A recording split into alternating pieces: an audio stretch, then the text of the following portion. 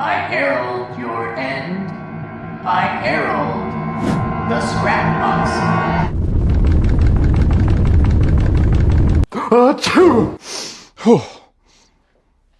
Hey there, friends! I'm Andrew from the Scrapbox. Fantastic Four is finally out. Lego completely botched the delivery, and now it's up to us to save the day by not only making a full cast of characters, but also some set concepts that would blow this out of the water. But this project actually started a long time ago.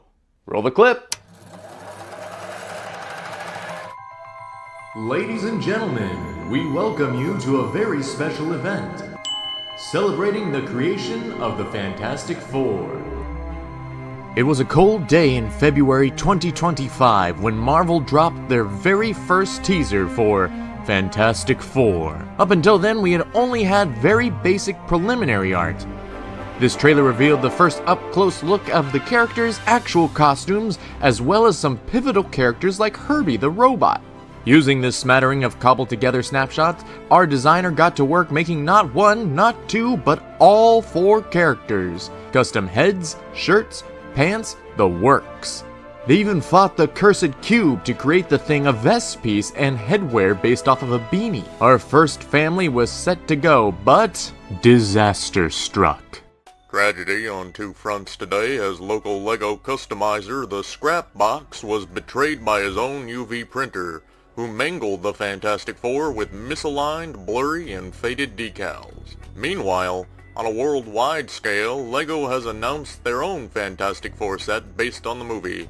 The one and only set for the film is $60 for a mere 427 pieces, and it looks like yet again Lego has shoehorned in one of their large, misproportioned G.I. Joe figures.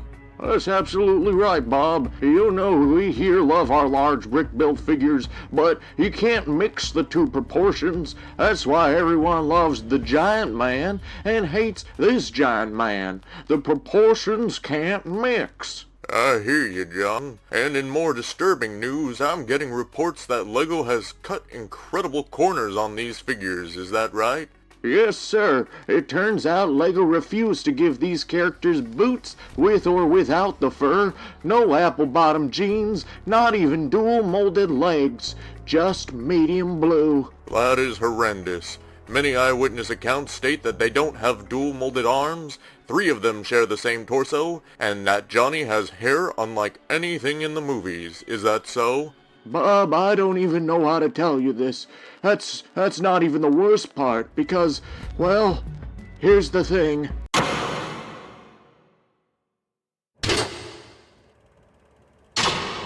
Well, you see, out of all of their designs, I hated the Thing's the most, because the Thing is not big fig scale, but he is larger than the other 3.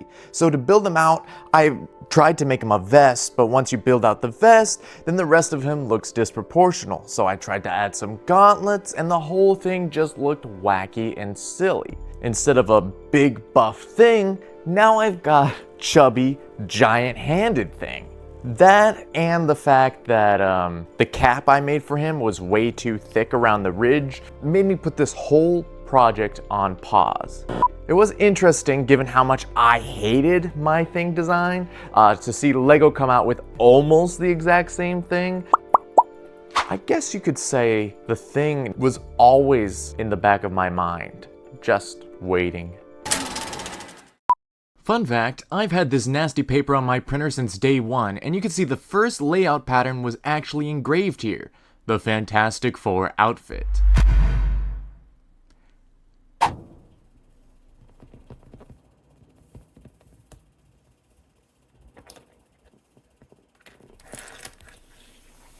Now, I've been using this printer for quite some time, and I think I've improved the quality of the prints a bit. I don't think it was so much user error, just now I can compensate for all of its terrible failings. So, I made some updates. First is Reed with an acceptable print job. The lines are clean, and the white print actually matches.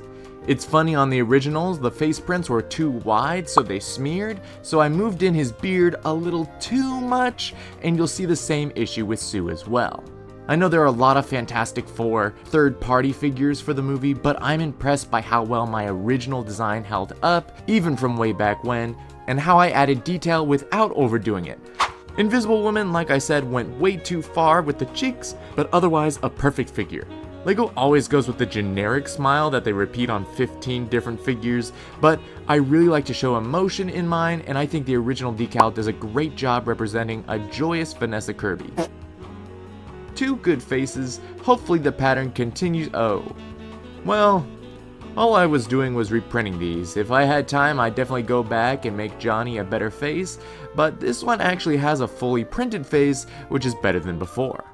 This is what it's all about, you guys. Perfection is a myth, but the most important words a man can say is, I will do better. And as you can see, though there are setbacks, my skills do improve. There was some utter buffoon back in the Thunderbolts video who was all, why do you even bother doing all of that work? Your stuff doesn't even turn out good. And there are 2 takeaways. 1, sucking at something is the first step towards being sorta good at something. nobody is born the best. You gotta work for it, and most of you guys are here knowing that I'm learning, failing forward, and we're all laughing along the way, as that is what life is all about. And 2, people who leave mean comments are miserable people, genuinely. But we gotta move on to the Thing, who has been upgraded with a newly sculpted headpiece and a mid-fig body. I don't know if I love the look, but it's better than this for sure, and I know there are a lot of big beefy things out there, but you can watch this video on all the reasons why I think this torso is better. Also, back in February, I designed this little Herbie, and surprisingly, his prints turned out alright even way back when. And between you and me, there are a few more characters you're gonna see in the next part. Welcome to Patrons Like You, with your host Andrew. Science says if you enjoy this channel, there are many ways you can support it, including signing up for Patreon. Patreon is a tip jar, where you can sign up to make small monthly donations that lets everybody at the Scrapbox know that they're doing a good job. In return, viewers get limited time exclusive decals, 3D objects, and more. It's because of patrons like you that I get to make videos like this and do weird bits like this. Thank you so much to all my wonderful Patreon supporters. Now, who wants to see an explosion? With our 4 characters surprisingly standing the test of time, I want to move on to the subject of sets, because there are still some characters and some scenes I would really like to see. So let's take a look at another reality where LEGO didn't botch the whole thing. Before Eternals ruined things, Marvel movies got a lot of sets, so it'd make sense that Fantastic Four gets 4 fantastic sets, and you'll notice a theme as we continue. The first set is the smallest, Mr. Fantastic's Lab, a simple poly bag, only 25 pieces, a chalkboard, and a small table of science stuff. But Reed is printed using Avatar pieces, stretching with longer arms and legs. It'd be one of those poly bags worth a fortune 5 years from now. Set 2 is the Fantastic Four Constructive Demolition, a $15 for junior set. You get a bunch of items for target practice for a flame-covered Johnny to shoot at, and a Minecraft-esque destructible wall for the Thing during clobbering time. And of course, you get a fire extinguisher as well. This one comes at only 61 pieces. Set 3 needs some work. It's supposed to be the Fantastic Car versus Mole Man, where Mole Man has a small drill vehicle, but I literally spent a whole day making this hunk of junk Mark I Fantastic Car.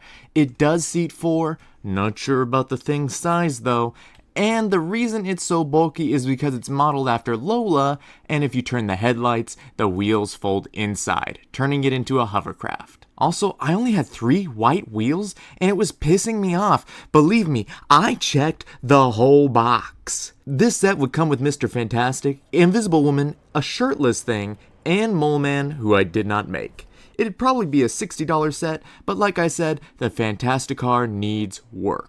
The last set is a souped up version of LEGO's set called Galactus and his Herald. It would be a giant Galactus figure, but styled like one of those huge Harry Potter figures, and probably a little side build as well. The set would be around $120 and would have Johnny, Reed, Herbie, Silver Surfer, Baby Franklin, and an Invisible Woman. Oh wait, there we go. And if you think LEGO wouldn't make transparent figures, then you've never seen Chima or Video before. I don't have the time nor the pieces to even start this set right now, so if you really want to see it, make sure to like and comment. So there you have it. Not only would these sets knock LEGO's set out of the water, but it includes a full cast of characters and alternate versions of the Fantastic Four using their superpowers. But let me know what you think. Should I go back and build the Giant Galactus set? Should I make a better Fantastic Car? Or do you think LEGO's one set is enough? I'd love to hear your opinion. As always, I've been Andrew. You've been watching The Scrap Box. Do all the YouTube things. Don't forget to like, subscribe, hit the notification bell. And most importantly, never give your baby to a space giant. That one's just obvious. Okay, bye.